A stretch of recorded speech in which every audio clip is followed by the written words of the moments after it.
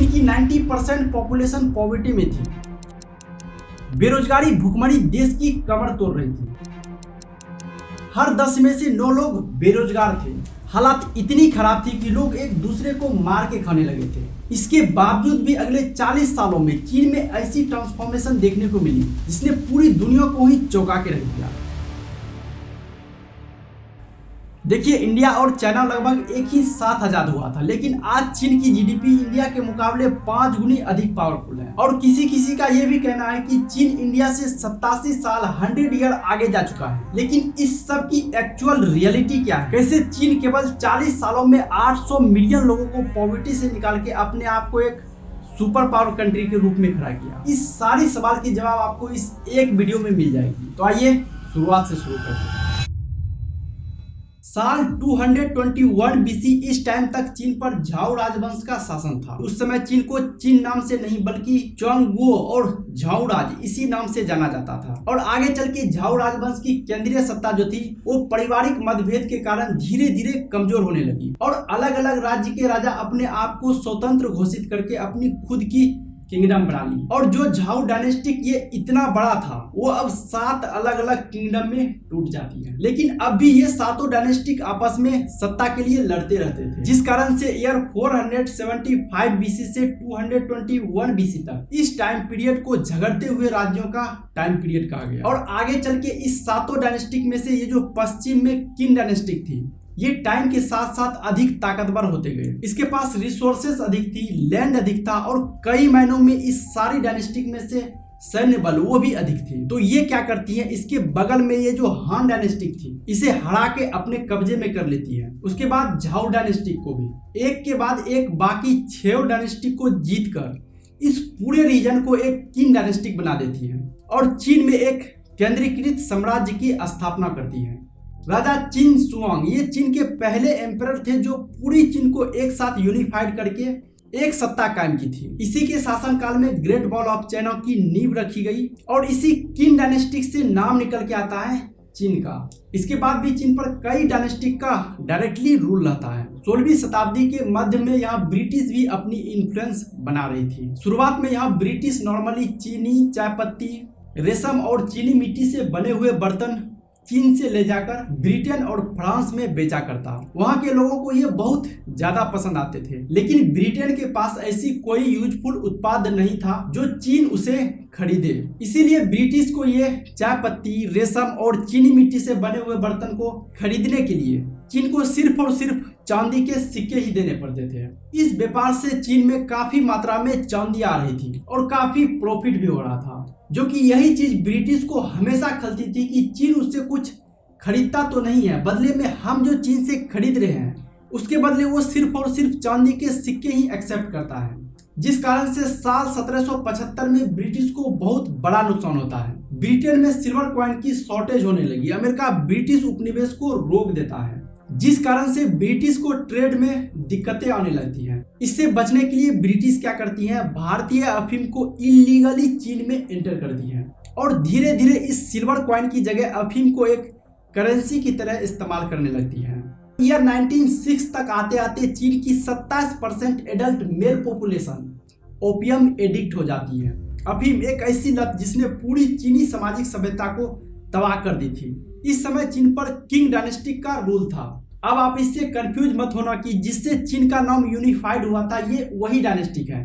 उसका नाम QIN king था और इसका नाम QING किंग है, जिसका शासनकाल 1644 से 1911 के बीच होता है। इसी किंग डायनेस्टिक के शासनकाल में कई वॉर देखने को मिली। ईयर 1839 से लेकर 1842 के बीच फर्स्ट ओपियम वॉर देखने को मिली, जिसमें चीन की बहुत बुरी तरीके से हार होती है और इस हार के कारण चीन को एक ट्रीटी साइन करनी पड़ती है, नानचीन ट्रीटी। और इस ट्रीटी के कारण जहां चीन में अफीम की आयात पर प्रतिबंध था वो अब एक लीगल व्यापार बन जाती है और इस ट्रीटी के कारण चीन को अपना हांगकांग बंदरगाह ब्रिटिश को सौंपना पड़ता है। इसके अलावा और 5 बंदरगाह विदेशी व्यापारियों के लिए खोल दिए जाते हैं। हालांकि इस युद्ध के कारण चीन को बहुत बड़ा नुकसान हुआ था, लेकिन उल्टा चीन को ही $21 मिलियन ब्रिटिश को मुआवजे के तौर पे देना पड़ता है। चीन इसे सेंचुरी ऑफ ह्यूमिलेशन का नाम देती है, एक अपमान की सदी।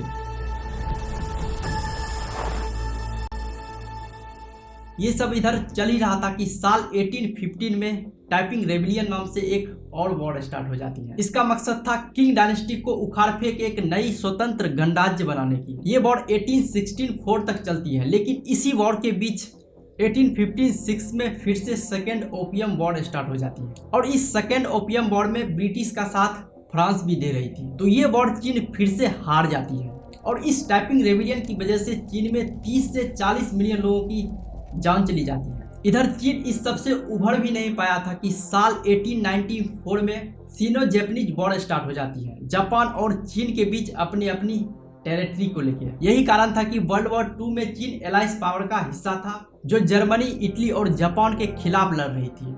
इसी दौरान चीन एक नई किरण की उम्मीद कर रही थी, चीन में पीसफुल फ्रीडम और शांति को लेके। लेकिन ऐसा होता नहीं है। वर्ल्ड वॉर 2 जीतने के तुरंत बाद ही चीन में एक और सिविल वॉर स्टार्ट हो जाती है चीनी कम्युनिस्ट पार्टी सीसीपी और नेशनल पार्टी केएमटी के बीच सत्ता को लेकर। फाइनली चीनी कम्युनिस्ट पार्टी सीसीपी की जीत के साथ ये वॉर खत्म होती है और यहाँ से जन्म होता है पीपल्स रिपब्लिक ऑफ चाइना का। 1 अक्टूबर 1949 में माओ जेडोंग चीन की कमान संभालता है और देश में इकोनॉमिकल एंड सोशल ट्रांसफॉर्मेशन को मजबूत करने के लिए कई सारी पॉलिसीज इंट्रोड्यूस की जाती है। साल 1958 में माओ जेडोंग के द्वारा ग्रेट लीप फॉरवर्ड कैंपेन चलाई जाती है, जिसमें मेनली 2 पॉलिसीज थी। पहला, एग्रीकल्चर में रिफॉर्म लाना। इस पॉलिसी के अंतर्गत जमींदार से जमीन लेकर किसानों में रीडिस्ट्रीब्यूट करना था, लेकिन उस जमीन की ओनरशिप जो थी वो अभी भी गवर्नमेंट के पास ही थी।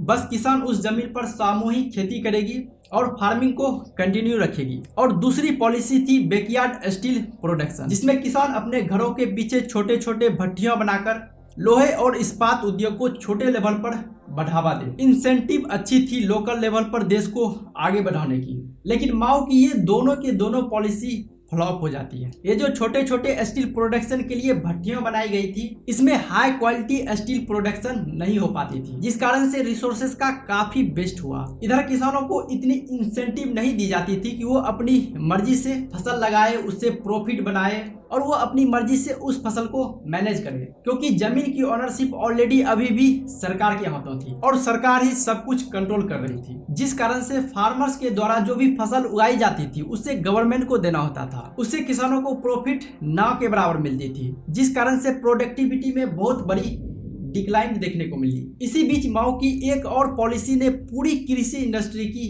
कमर तोड़ देती है, जो था ग्रेट स्पैरो कैंपेन। माओ का मानना था कि ये बर्ड्स और गोरैया उन सीड्स को खा जाती हैं जिससे फसल आने वाले होते हैं और उस फसल को भी नुकसान पहुंचाती हैं, जिस कारण से फसल की प्रोडक्शन कम हो जाती है।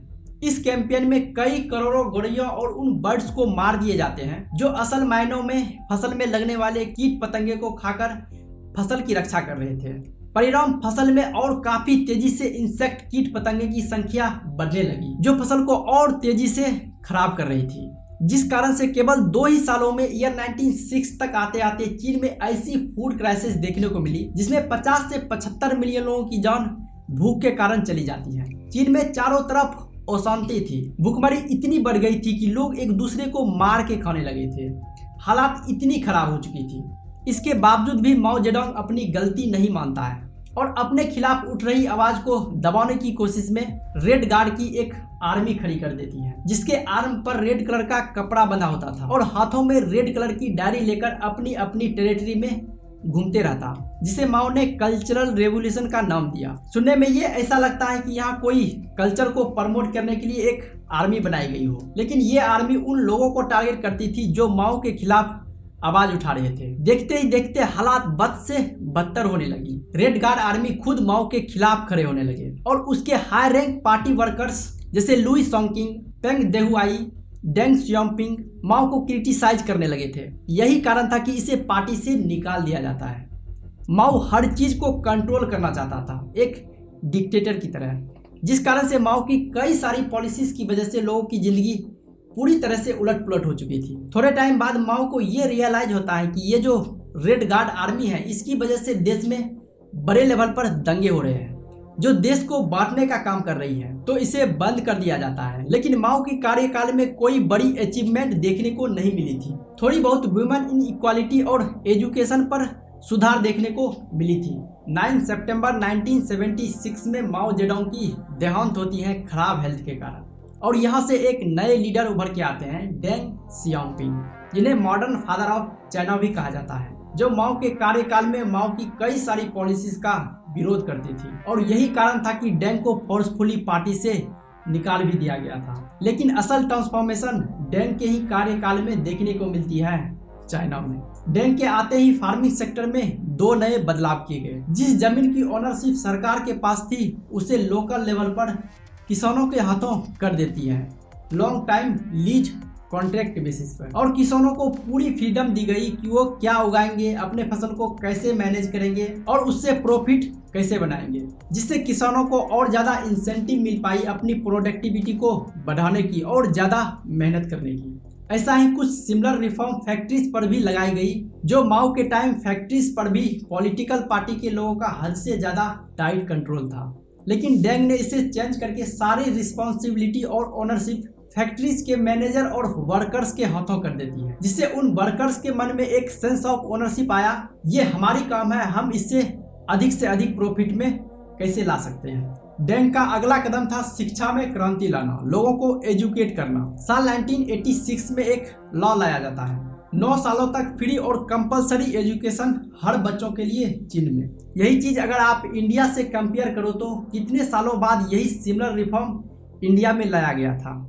ऊपर से चीन में ये कानून लाके बात को यही नहीं खत्म कर दिया गया, बल्कि कंटिन्यूअसली और पैसे एक्सपेंड किए गए science, tech, innovation, skill based learning पर, जिसका असल मायने में लोगों को जरूरत है। साल 1982 में चीन 2% ऑफ द जीडीपी एजुकेशन पर खर्च कर रही थी, जो साल दर साल बढ़ती रही और 2020 में यह बढ़कर 4% ऑफ द जीडीपी पर पहुंच गई। इसी सब की बदौलत जहां साल 1982 में चीन की लिटरेसी रेट 65.5% थी, वो 2020 में बढ़कर 97% पर पहुंच गई। फिर से अगर आज इसे इंडिया से कंपेयर करें तो आज भी इंडिया की लिटरेसी रेट 77% ही है। डेंग की अगली मूव थी township and village enterprises, TVEs, जिसके जरिए गांव में रहने वाले लोगों की लिविंग स्टैंडर्ड को बढ़ाना। जैसे हमारे यहाँ इंडिया में गांव के लोगों को कृषि और डायरी सेक्टर में ही इनकम सोर्स देखने को मिलती है, लेकिन चीन में इन TVEs के जरिए हर सेक्टर में गांव के लोगों की लिविंग स्टैंडर्ड को बढ़ाया गया। जैसे टेक्सटाइल, इलेक्ट्रॉनिक्स, मैन्युफैक्चरिंग, सर्विसेज। देखते ही देखते इन TVEs के जरिए 100 मिलियन लोगों को जॉब्स मिल रही थी। डेंग ने कई मिलियन लोगों को न सिर्फ गांव से शहर की ओर पलायन करने से रोक दिया, बल्कि इन TVEs के जरिए चीन में एक स्किल्ड वर्क फोर्स को भी तैयार कर लिया, जो स्किल्ड थे, अफोर्डेबल थे और प्रोडक्टिव भी। इसी सब की वजह से चीन में ओपन डोर पॉलिसी सक्सेसफुल हो पाई। डेंग ने स्पेशल इकोनॉमिक जोन एस्टेब्लिश की, जिसमें टैक्स इंसेंटिव दिए गए, ब्यूरोक्रेसी को आसान बनाया गया, कम रेगुलेशन की गई ताकि फॉरेन इन्वेस्टमेंट देश में आ सके। देखते ही देखते हर बड़ी कंपनी की मैन्युफैक्चरिंग यूनिट चीन में लगने लगी। डेंग यही नहीं रुके, बल्कि 8 लाख चाइनीज रिसर्चर के साथ एक क्रैश ट्रेनिंग प्रोग्राम इंट्रोड्यूस किया, जो energy, computer, optics, space technology, physics and genetics, इन सारी साइंस रिसर्च के लिए भारी फंडिंग दिए जाने लगे सरकार के द्वारा, जो अमाउंट साल दर साल बढ़ती रही और 2020 तक आते आते लगभग $5 मिलियन पर पहुंच गई। इन सब की वजह से चीन मैन्युफैक्चरिंग कैपिटल कंट्री बन पाई, जो केवल 30 सालों में ही 850 मिलियन लोगों को पॉवर्टी से निकाला। जहां चीन की FDI फॉरेन डायरेक्ट इन्वेस्टमेंट साल 1979 में $0.06 बिलियन थी, वो 2020 में बढ़कर $333 बिलियन पर पहुंच गई और आज ये दुनिया की सेकेंड लार्जेस्ट इकोनॉमी है, जो पूरी दुनिया की GDP में 18% कंट्रीब्यूट करती है। Thank you so much. अभी इस टॉपिक को शॉर्ट में कवर किया है, पर आपका इस टॉपिक से रिलेटेड कोई भी सवाल या सुझाव हो तो कमेंट में ज़रूर लिखिएगा और चैनल को सब्सक्राइब कीजिएगा। Thank you.